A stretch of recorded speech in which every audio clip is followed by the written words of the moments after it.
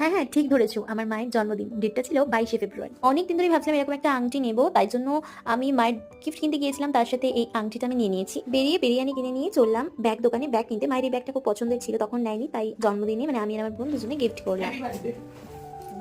Thank you. এটা নিয়ে এসেছিস দুজনে? ইয়েস। সবাই পছন্দ করেছিল, ভাবলাম তাহলে এটা নিয়ে আসি।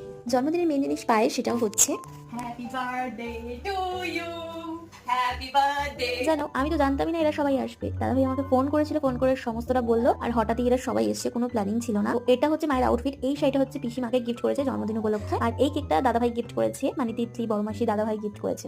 Happy birthday to you, happy birthday to মেজো মাসি। খুব ছোট করে ঘরোয়া করে আমাদের জন্মদিনটা সেলিব্রেট হয়েছে। আগে থেকে প্ল্যান করা থাকলে হয়তো মা বুঝতে পারতো, কিন্তু এটা হঠাৎই হয়েছে, মা কিছুই জানতো না, তার জন্য আরো বেশি খুশি হয়েছে।